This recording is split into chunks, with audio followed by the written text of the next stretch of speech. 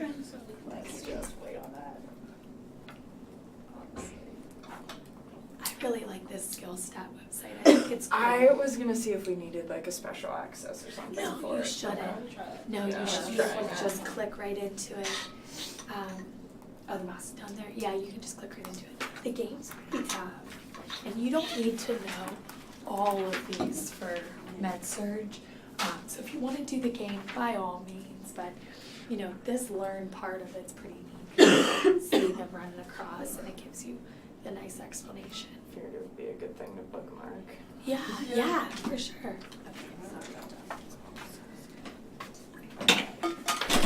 You're good.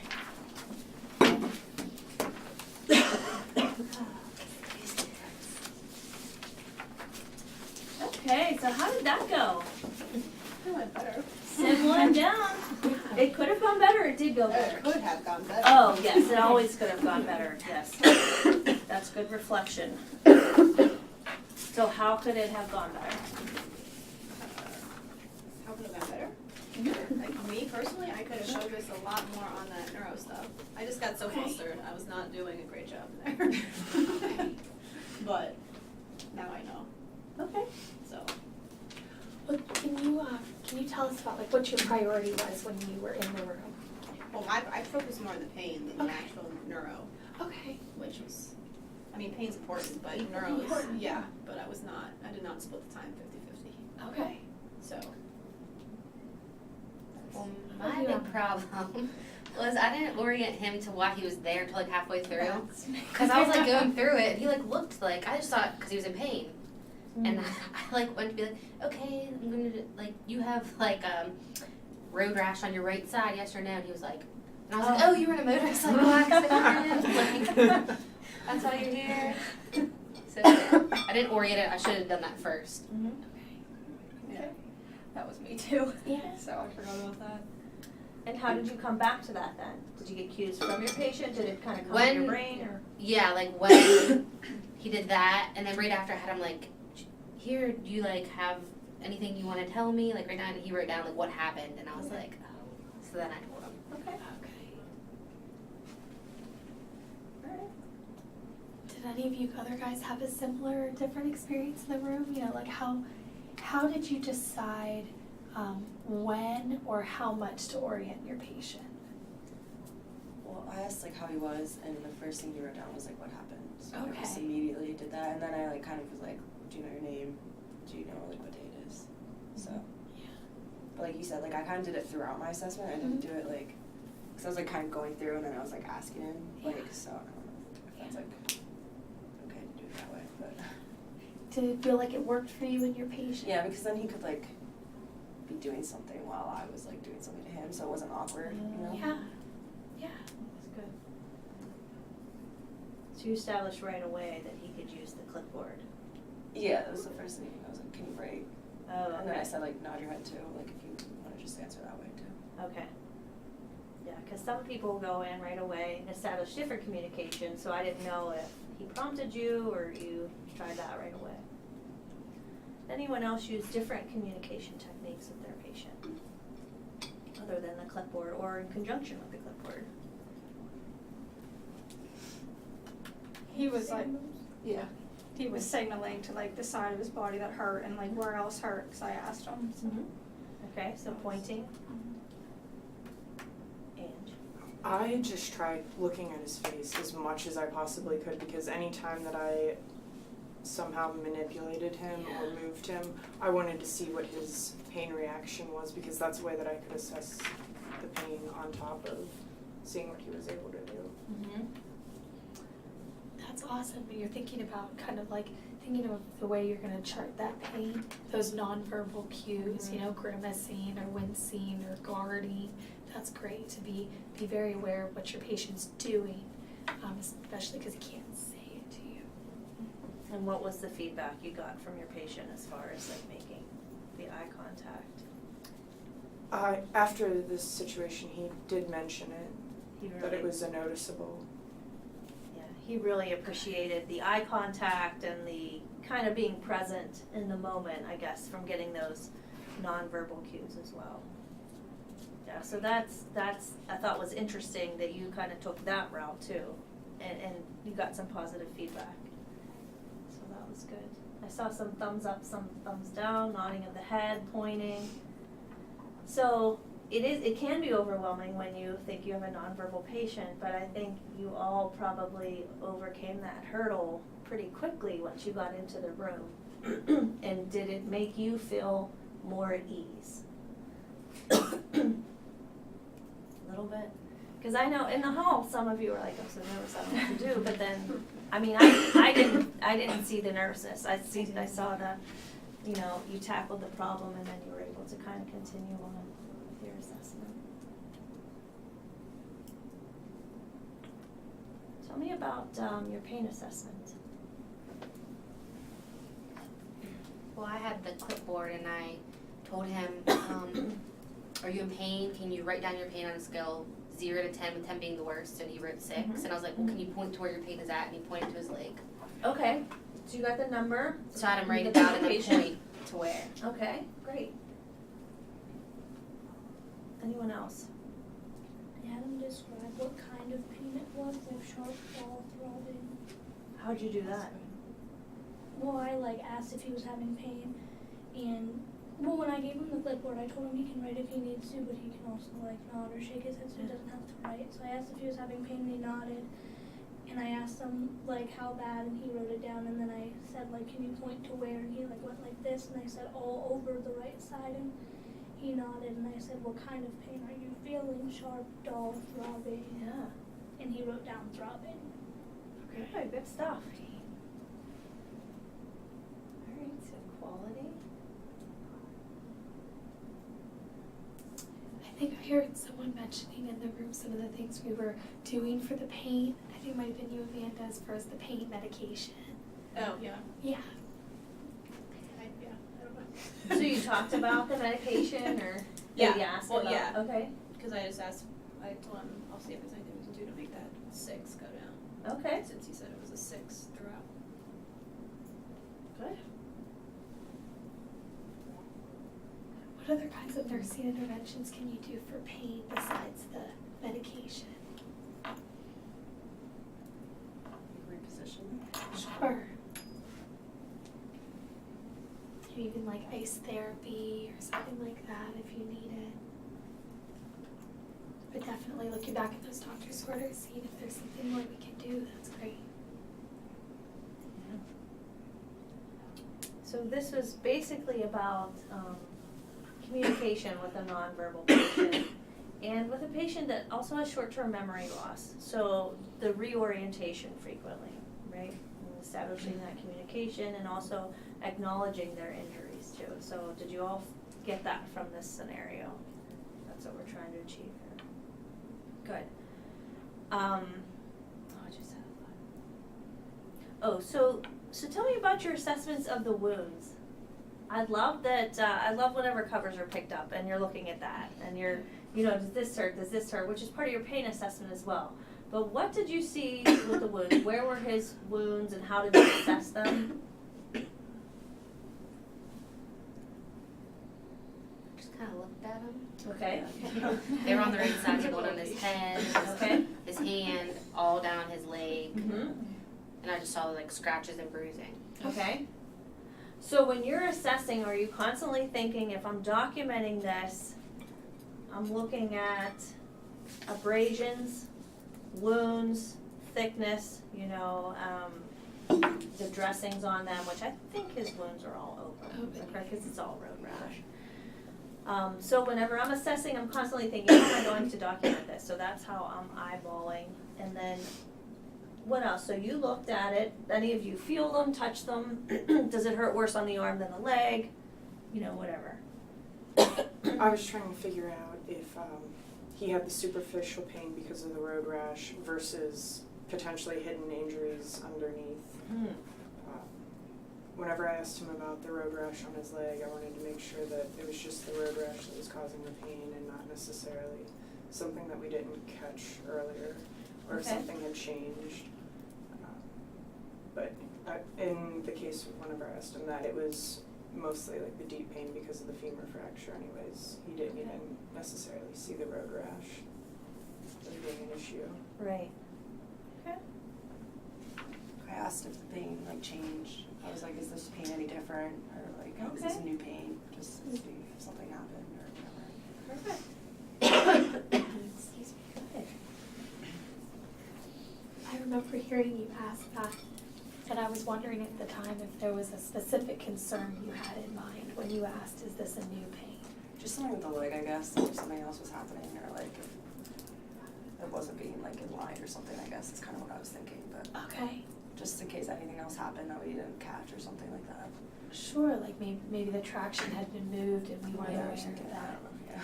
One of the other concerns sometimes I have with those big bone breaks is, a DVT or a blood clot. So I was wondering if that's where your mind was going to.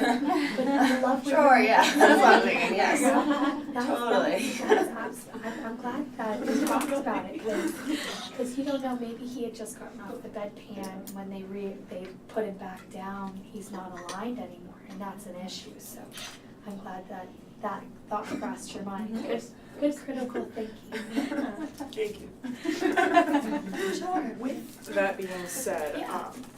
obviously for that particular limb, we can't assess for a Hellman's sign.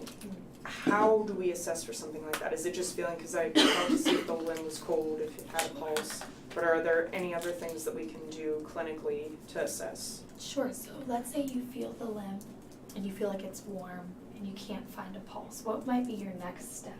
Doppler? A Doppler. Yeah. So then you get the Doppler and you still can't find a pulse. What's going to be our next step? Call the doctor. I would call that doctor, yeah, because then we're going to need to get them down for like a full-on ultrasound. And if they then they'll find a Okay, blood so clot. ultrasound is the next step. Yeah. Okay. But Great question. you did a complete neurovascular assessment first, so when you call the doctor, he's gonna wanna know calf refill, color sensation, movement, all that stuff as well, and temperature. So make sure you have all those assessment criteria first, and Doppler, know that you definitely can't Doppler the pulse. And then, unfortunately, that's all we can do, unless there's sudden onset shortness of breath, because you're worried about the fat evolving too with long bone fractures. So, or sudden confusion, more so than the baseline. That's why it's important to get that baseline, right? Because then you think CVA. Did any of you talk about the patient not having a helmet on? Or any I alcohol? thought about that, but I didn't Okay. know how to go about it, so I just didn't do it. So you just didn't because you weren't sure on how to go Yeah, about I don't it? know, because I feel like if he's already disoriented and stuff, like I feel like it's not the time. Yeah. Okay. So like, plus I don't know how to go about it, so. Okay. Great. Yeah. I was with you on that, where it seemed like an inappropriate time because everything was kind of just hitting him all at once. He had no idea where he was, so I don't know. It was something that I wrote down to potentially go over, but then it didn't seem appropriate at the time. Okay. And I almost mentioned it once, but then I also thought that would kind of just maybe kind of lock him down, and I needed to be able to assess him, and I wanted him to be able to trust me rather than kind of not scolding, but educating. I didn't want it to come off in a ill manner. Sure. Well, he also didn't know what happened, so he might not even remember the whole, if he had a helmet on, if he was drinking or not, so that would be a good time to do it. Good. I think that's a great use of clinical judgment. So if you had this patient, this is your first day, maybe you had him the next day, when do you think might be an appropriate time to discuss that? Or what cues would you have from your patient that he might be ready for More stable, that? Okay. More stable in what way? like his neuro function, because I told him the date and he put down February 5th or whatever with a question mark. Okay. So I don't think he really even knew, he didn't know where he was, he didn't know the date, he didn't know what happened, so when he knows all that stuff, maybe then you could approach what he does and his behaviors. Okay. I have a question. Yeah. He just wrote down Monday when I asked him, do you ask him what month it is? Do you want him to be more specific, or is that usually good? Wow. It's That's a great I feel like Monday's pretty good. Yeah, that's Like right. usually I go year Okay, to I don't- well, I don't know. Today. Yeah. I'm just wondering if you want, they're starting I don't on know. Monday. That's good. Yeah, I mean, I usually do generalizations. Okay. President, year, month, season, you know, whatever. Sometimes I don't know what they. Well, yeah, I Yeah. wrote Monday and I was like, it's a You're like, Monday. Great. You're right. That's a great question. Yeah. Yes. Got it right. Yeah. You're right.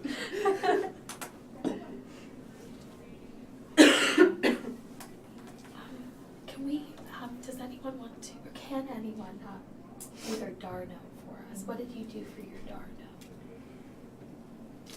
Do you mind sharing Sure. yours? I'm not sure if it's right. So I did mine on for pain. I said I could tell the patient was in pain because of his facial expressions. So I brought him the clipboard action. I brought him the clipboard and asked him to write down his pain and point to where he was having pain. And then response, the patient wrote down pain 6 out of 10 and pointed to his right leg. And then I checked his leg. It's appropriate, yeah. Did anyone do one on something other than pain? Reorientation. Perfect. Do you Okay. mind sharing yours, Krista? For the data, I said that the patient was confused due to short-term memory loss. And then for the action, I reoriented to the situation that occurred as well as the situation presently. And then the response was that the patient was more comfortable with where he was. Good. Great. Those are great examples. A lot of times with this scenario, we usually hear it's either about pain or reorientation, because those are kind of the big two concerns in the room. I always like to hear those, and I think about what I'm going to tell my fellow nurse and report. For example, I had a patient recently who had really horrible Alzheimer's, and so he's oriented ×1 to himself. But you could reorient him, but in about 5 minutes, you had to reorient him again. You know, you were just constantly telling him again, okay, you're in the hospital, you have a blood clot, you're on a heparin drip, it was a mess. But I love to tell I kind of think of my DAR note that way, because then in report I said to the next nurse, he's oriented to self, you can tell him where he is and he understands, but about 5 minutes later he's gonna forget again. So you know what I mean, so then that's my response. My response is he reorients for a short time. So, great examples, thanks for sharing. Those DAR notes are for you guys to keep. You don't have to give those back at the end. One more question Yeah. I have. So when you walked into the room and you were trying to establish what this gentleman's baseline was and trying to get your communication established, how did you go about identifying your patient? Or what obstacles did you have identifying? No. And I do think it's probably the majority with given the giggles in here, but Yeah. those of you that did identify your patient, because this is difficult, right? It's something that we have to address, but we're not sure when to address it, how to address it. So who did identify? And how did you go about that? As soon as I walked in, I introduced myself. Okay. And then whenever I was like putting my gloves on, I said like, you can give me a thumbs up or thumbs down on how you feel. And he put a thumbs down, so I just said like, I'm sorry to hear that. Can you write so we can get a little more in depth in conversation? He shook his head. So I gave him the clipboard and I said, the first thing I want you to write is your name and date of birth. And he just wrote his name and date of birth. And he was able to do that. Okay. Yeah, I know. It's all right. I mean, you know now. Right. People don't forget now. I mean, I checked his wristband Yeah, and like that's all. said it, and I was like, had him shake his head yes or no. But Okay. then like I was told, and this makes sense, like he doesn't know where he's at. So yes or no, anyone could really You say don't know that. that. So I didn't have him write it. Yes. So I should Okay. have had him write it. Okay. That's a challenging obstacle. It you know, really with- is. No, not having had nonverbal patients in the past.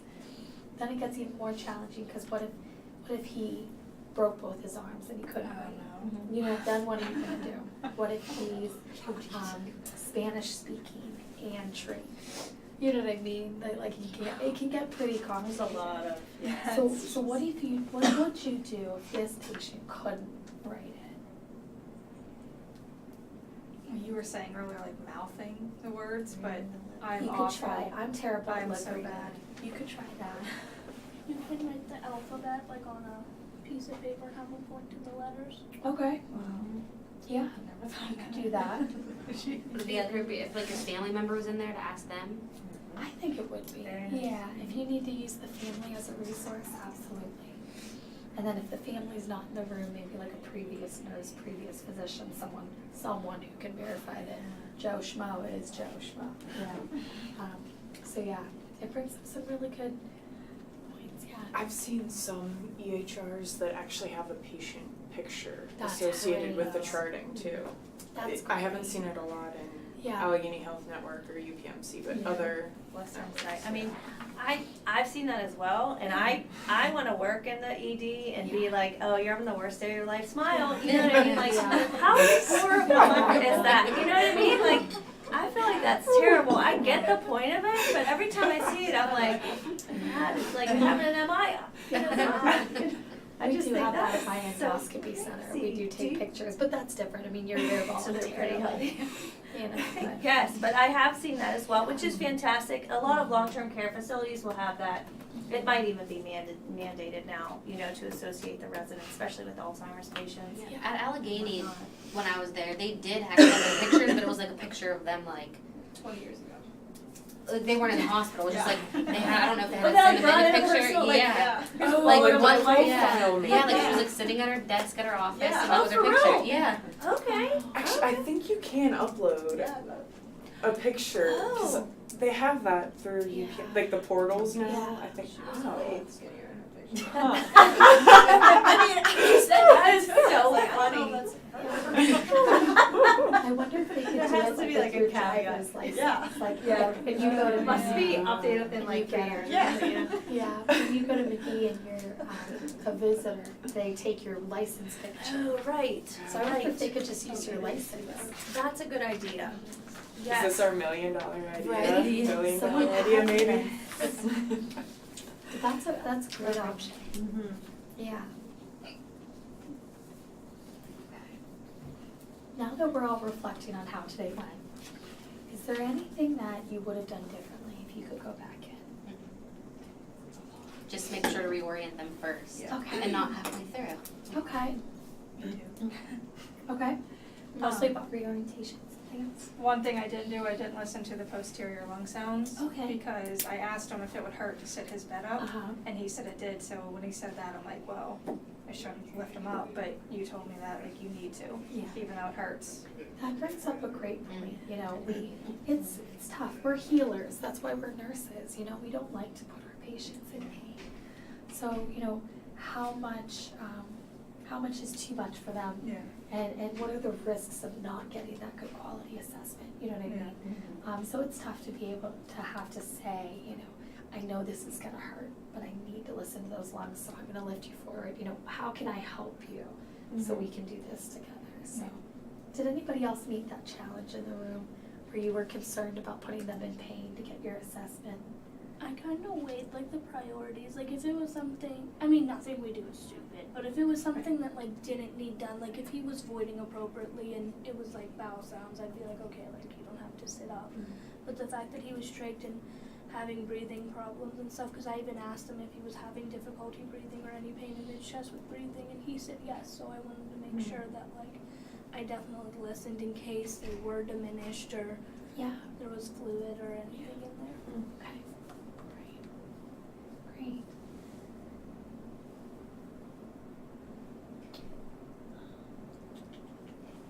Anything else anyone would have done differently?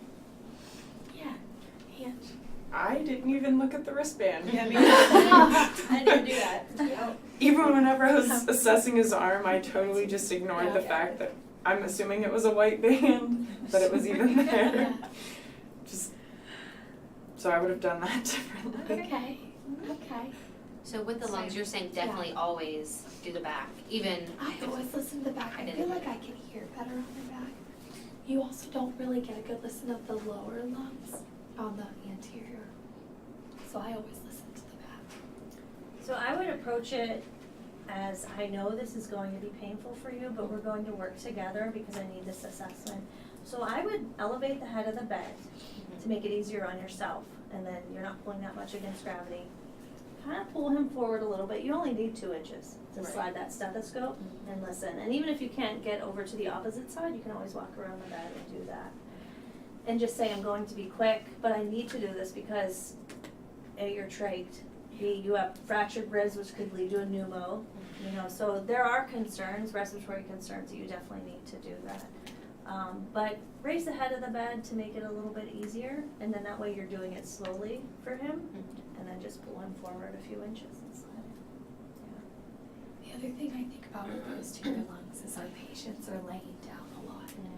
So I think of gravity is pulling all of that. If there's fluid in his lungs, it's pulling it towards the back. So that's where you're gonna hear it. So yeah, if you're able to get the back, the posterior lung sounds, that's an essential part of your assessment.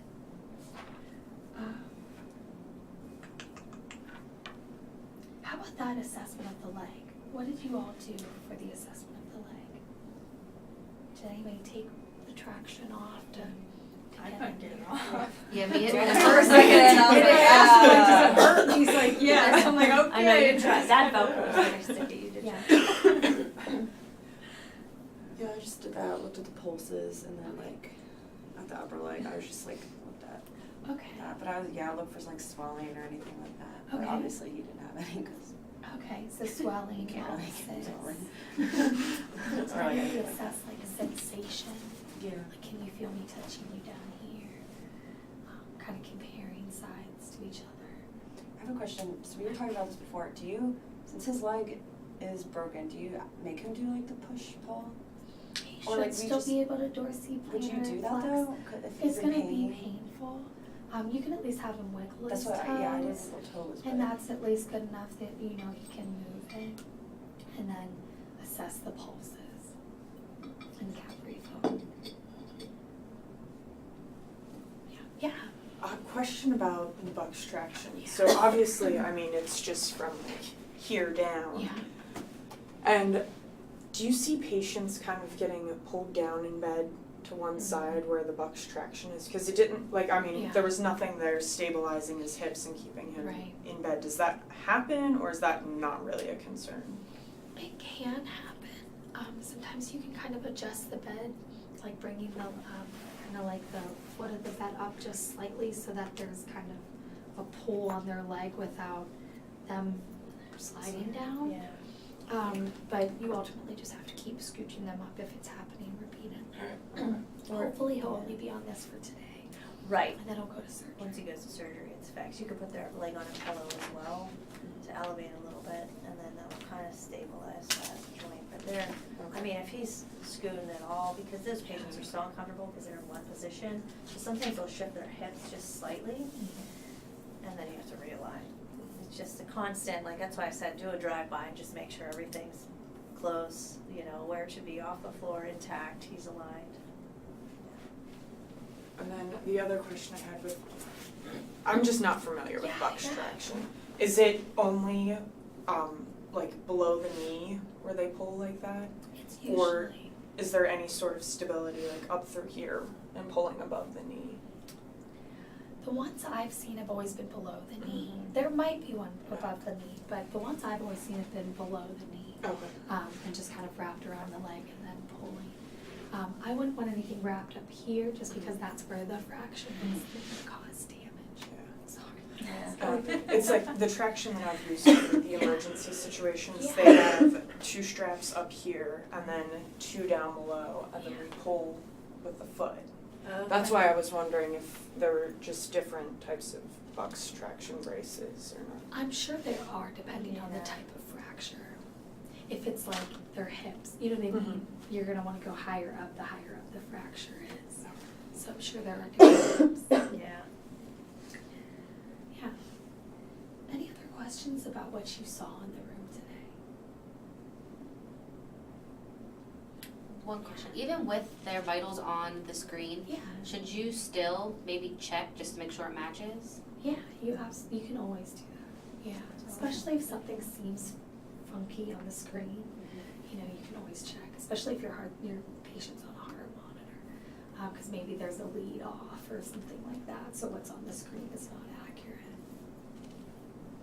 Yeah, you're never wrong to double check. Yeah. absolutely. The other thing is, so like you have your heart rate on the monitor, but feeling those pulses is telling you more than just how many beats per minute. You know, it's telling you how well they're perfusing, you know, whether it's a strong pulse, weak pulse, bounding, if it's equal on both sides, you know, it's equal in the wrists and down in the chin. So even though you have a pulse on the screen, you know, you still want to feel and listen. Okay. Do you have anything else that you want to hit? I don't. Okay, I so. think I hit all of mine too. So we'll just end each simulation the same way. We'll just go around the room and mention one thing that you will take back to clinical that you learned in simulation today, and it can be the same as your neighbor's answer. You know, you can learn the same thing. So whatever. We'll start with you, Ange. Identifiers for the Oh, you're so patient. caught on that. It's No, I mean, it's I a know lesson learned. I do it in the clinical setting too, where I have to consciously think of it, so definitely point of improvement. Okay. Good. Go ahead. It doesn't matter. Just how to communicate with a nonverbal patient, because last Monday my patient was nonverbal and she was mouthing to the nurse. I'm like, how would I do this? Yeah. It's like I said to you guys, like, how do I actually do an assessment on someone who can't speak to me? So this was helpful. Oh, good. Yeah. Good. Just having like the priorities set, like knowing that he has a trach, knowing that lung sounds are a really important thing, and Good. Okay. Yeah, what Court said, like practicing how to talk to nonverbal patient was like really helpful. And then I forgot to look the IV in the PICC line or whatever, so gotta remember to do that.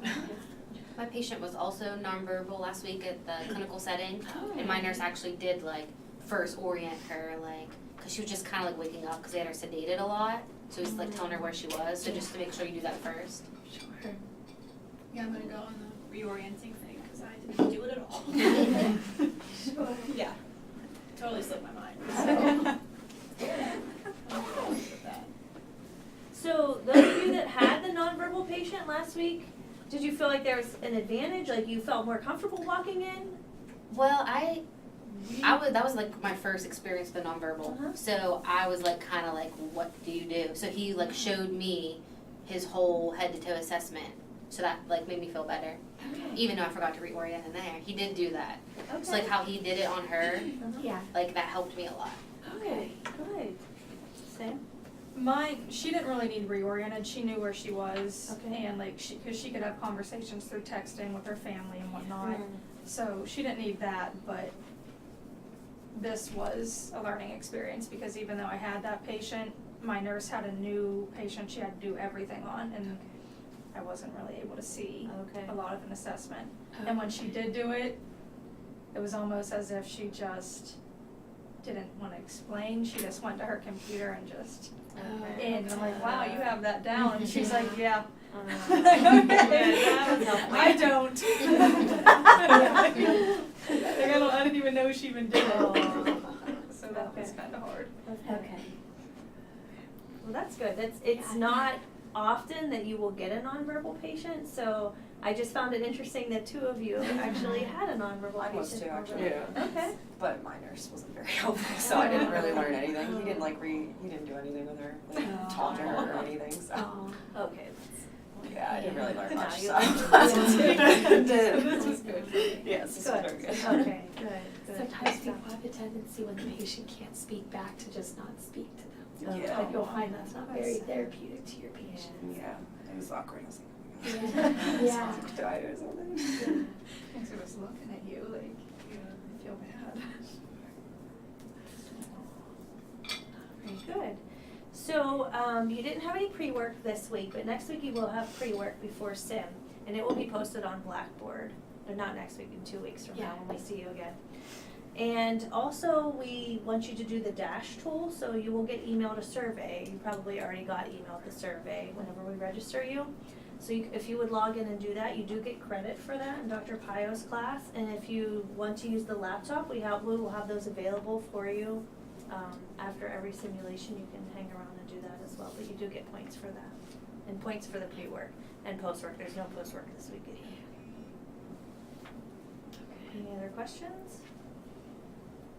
What is our pre and Yeah. post work through? Is it through Blackboard or is it through the Rise Center? How do we access that? Is So it it'll always be PC? posted on Blackboard, so you'll see what you're required to do. But the pre-work and post-work's always gonna be, it's either gonna be a quiz on the SLS system, so, you all have access to get onto SLS, so that's where you'll find it. We'll give you step-by-step instructions on Blackboard, you know, this scenario, click on this quiz. The other thing it might be is a worksheet, and that'll be posted on Blackboard, so just print the worksheet, bring that in, that's your ticket to class, okay? Did that answer your question? Yes, It I was have a kind of follow-up like all of question the. too. Oh, yeah, sure. Yeah. Is our pre-work graded for, It's great, it's, you Correctness. get, no. okay. Good No, question, no, no, that's a no. great question. It's, you get points for completing it.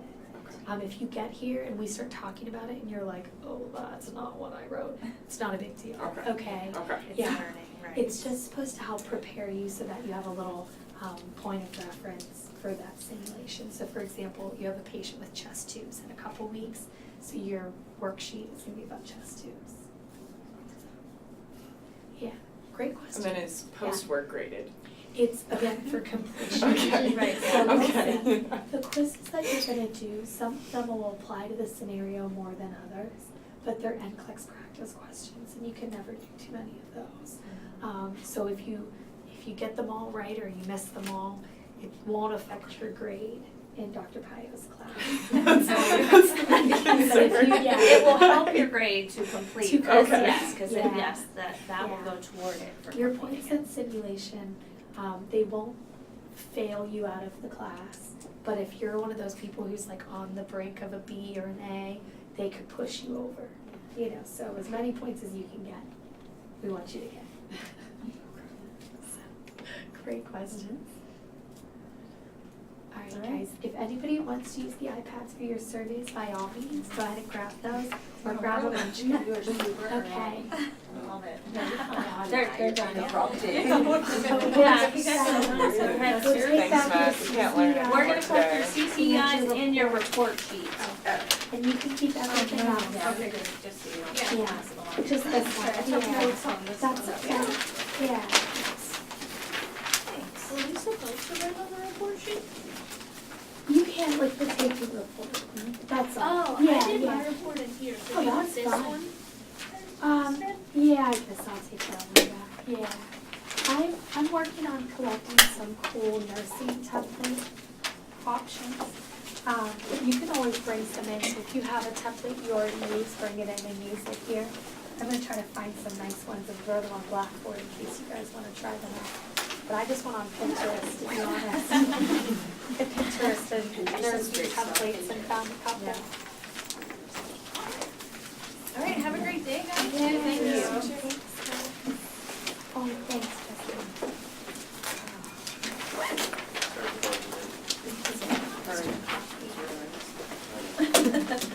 No, he found out the whole idea behind the scenario today. Way to go, man.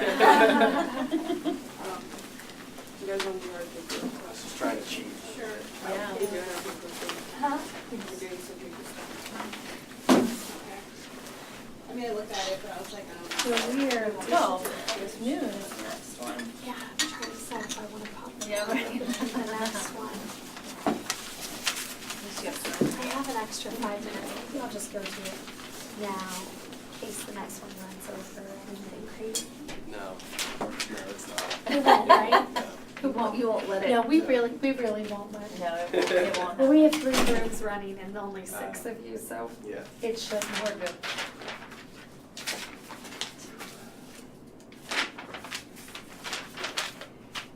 I think that skill stat is still on, atrial paste. What's that? Skill stat is still on atrial paste. Did they mess with it? I saw someone in there, Oh, okay. but they were maybe, did they go back to? Someone was touching it. Oh, Okay. they were on the IC monitors and then maybe they came back. I hope they